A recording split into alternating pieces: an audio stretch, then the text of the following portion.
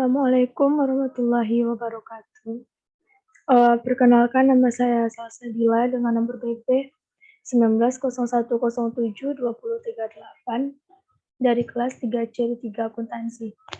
Di sini saya akan mempresentasikan materi perkuliahan portofolio investasi yaitu efisiensi pasar.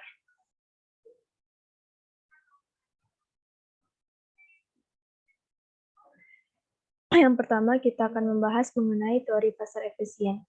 Di sini kita akan membahas 8 hal. Yang pertama, definisi efisiensi pasar. Yang kedua, nilai pasar dan nilai intrinsik. Yang ketiga, faktor yang mempengaruhi efisiensi pasar. Yang keempat, bentuk pasar efisien. Yang kelima, pengujian efisiensi pasar. Yang keenam, pengujian pendugaan return. Yang ketujuh, studi peristiwa. Yang kedelapan, pengujian info privat. Kita masuk kepada bagian yang pertama, yaitu definisi efisiensi pasar. Apa sih efisiensi pasar? Konsep efisiensi pasar ini membahas bagaimana pasar merespons informasi-informasi yang masuk dan bagaimana informasi tersebut bisa mempengaruhi pergerakan harga sekuritas menuju harga keseimbangan yang baru. Pasar yang efisien itu ialah pasar di mana harga sekuritas yang diperdagangkan telah mencerminkan semua informasi yang tersedia. Selanjutnya, faktor yang mempengaruhi efisiensi pasar. Ada 3, yang pertama jumlah partisipan. Semakin banyak partisipan, akan semakin efisien pasar tersebut. Yang kedua, ketersediaan informasi. Semakin banyak keterbukaan informasi, akan menjadikan pasar itu semakin efisien. Yang ketiga, biaya transaksi dan informasi.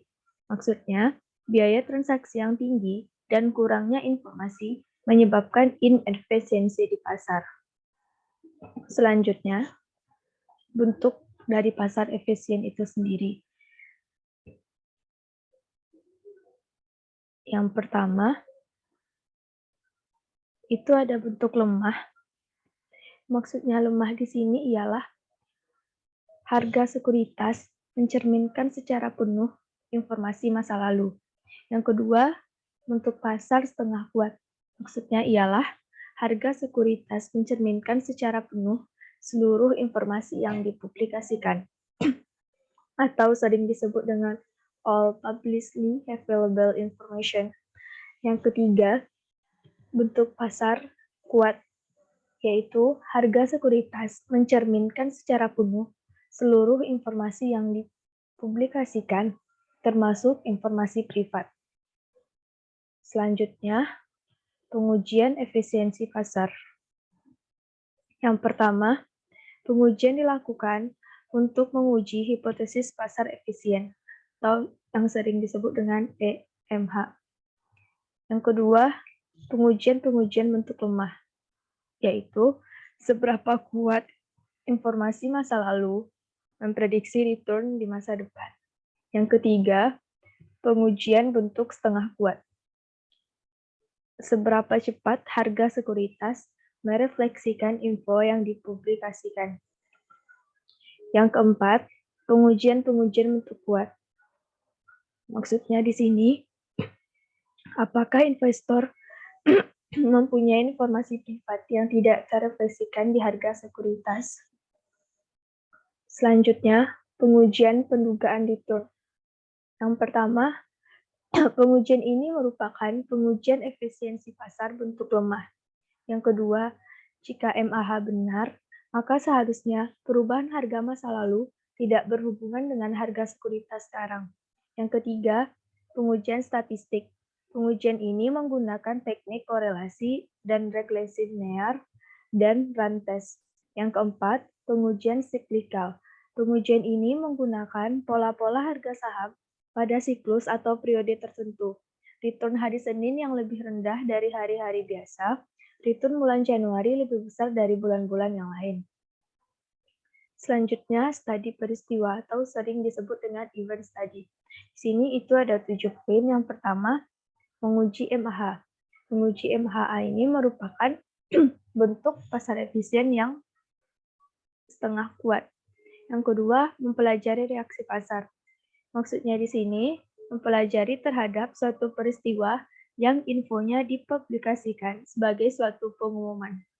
Yang ketiga, jika pengumuman mengandung info, diharapkan pasar akan bereaksi pada waktu pengumuman tersebut diterima. Yang keempat, pertunjukan reaksi. Pertunjukan reaksi ditunjukkan dengan adanya perubahan harga sekuritas dan diukur dengan return atau adanya abnormal return. Yang kelima, kecepatan reaksi. Kecepatan reaksi pasar juga harus diperhatikan untuk melihat efisiensi pasar. Yang keenam, kecanggihan investor. Maksudnya di sini yaitu kecanggihan investor yang dilihat dari ketepatan reaksi yang diberikan merupakan indikasi pasar yang efisien. Yang ketujuh, pelaksanaan studi. Pelaksanaan studi yang dilakukan antara lain info mengenai pemecahan saham, IPO, pengumuman dividen, dan informasi akuntansi. Selanjutnya, pengujian info privat. Yang pertama, pengujian ini merupakan pengujian efisiensi pasar bentuk kuat. Yang kedua, pengujian ini sulit dilakukan karena tidak dapat diamati langsung menggunakan proksi. Yang ketiga, produksi yang dipakai adalah return yang diperoleh corporate insider dan pengelola reksadana. Yang kedua, kita masuk ke teori random walk. Apa sih teori random walk itu? Teori random walk merupakan teori yang menyatakan bahwa perubahan harga terjadi secara bebas atau acak, dan bahwa data masa lalu bukanlah hal yang dapat diandalkan untuk memprediksi arah gerakan selanjutnya. Yang ketiga, itu ada anomali pasar. Maksudnya di sini ialah fenomena yang bertentangan dengan pasar efisien, anomali PER rendah, dan anomali efek ukuran perusahaan. Sekuritas dengan PER rendah menghasilkan abnormal return yang lebih tinggi dibandingkan sekuritas dengan PER yang tinggi. Sekuritas perusahaan yang berukuran kecil menghasilkan abnormal return yang lebih besar dari perusahaan berukuran besar. Ini ada 4 jenis anomali pasar.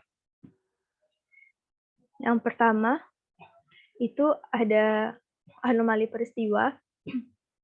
Jenis khususnya ada 4. Yang pertama, analisis recommendation.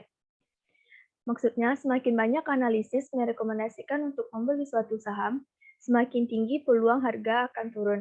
Yang kedua, insider trading.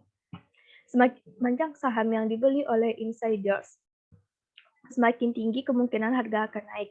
Yang ketiga, listings. Harga sekuritas cenderung naik setelah perusahaan mengumumkan akan melakukan pencatatan saham di bursa. Yang keempat, value line rating change. Harga sekuritas akan terus naik setelah value line menempatkan rating perusahaan pada urutan tinggi. Yang kedua, itu ada anomali musiman. Di sini terbagi menjadi 6. Yang pertama itu Januari. Maksudnya, harga sekuritas cenderung naik di bulan Januari, khususnya di hari-hari pertama. Yang kedua ada weekend. Harga sekuritas cenderung naik hari Jumat dan turun di hari Senin. Yang ketiga itu ada time of day. Harga sekuritas cenderung naik di 45 menit pertama dan 15 menit terakhir perdagangan. Yang keempat itu ada end of month. Harga sekuritas cenderung naik di hari-hari akhir tiap bulan. Yang kelima ada seasonal. Maksudnya, saham perusahaan dengan penjualan musiman tinggi cenderung naik selama musim ramai. Yang keenam, holidays. Ditemukan return positif pada hari terakhir sebelum liburan. Yang ketiga itu ada anomali perusahaan. Itu ada 4 jenis khusus. Yang pertama itu ada size. Maksudnya, return pada perusahaan kecil cenderung lebih besar, walaupun sudah disesuaikan dengan risiko. Yang kedua, closed-end mutual funds. Maksudnya, return pada closed-end funds yang dijual dengan potongan cenderung lebih tinggi. Yang ketiga, neglect. Maksudnya, perusahaan yang tidak diikuti oleh banyak analisis cenderung menghasilkan return lebih tinggi. Yang keempat, institutional holdings. Perusahaan yang dimiliki oleh sedikit institusi cenderung memiliki return lebih tinggi. Yang keempat, ada anomali akuntansi. Ada 6 jenis khusus. Yang pertama, P&A, saham dengan P&A ratio rendah cenderung memiliki return yang lebih tinggi. Yang kedua, earnings surprise, saham dengan capaian earnings lebih tinggi dari yang diperkirakan cenderung mengalami peningkatan harga. Yang kelima, price per sales. Jika rasionya rendah, cenderung berkinerja lebih baik. Yang keempat, price per book. Jika rasio rendah, cenderung berkinerja lebih baik. Yang kelima, dividend yield.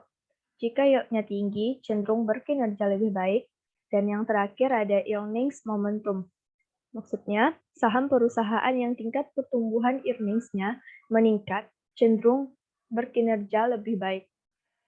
Yang keempat, itu ada kritik terhadap teori MHH. MHH berasumsi semua investor bereaksi sama dan melakukan analisa informasi dengan metode yang sama. Pada prakteknya, investor atau analis menggunakan berbagai metode dan asumsi dalam melakukan analisa efek. Di sini kita akan mengenal istilah behavioral finance. Maksudnya, teori dengan asumsi bahwa investor bersifat irasional terhadap informasi di pasar. Teori ini berlawanan dengan asumsi dasar EMH bahwa investor bersikap rasional. Di sini ada contoh dari bias behavioral. Yang pertama itu ada herding behavior. Maksudnya, keputusan mengikuti arus pasar. Ini sangat sering terjadi di investor retail. Yang kedua ada conservatism. Maksudnya, investor bereaksi lambat terhadap informasi baru. Yang ketiga ada disposition effect. Maksudnya, investor bersedia untuk cut loss. Mungkin sekian. Terima kasih atas segala perhatian. Mohon maaf atas segala kesalahan.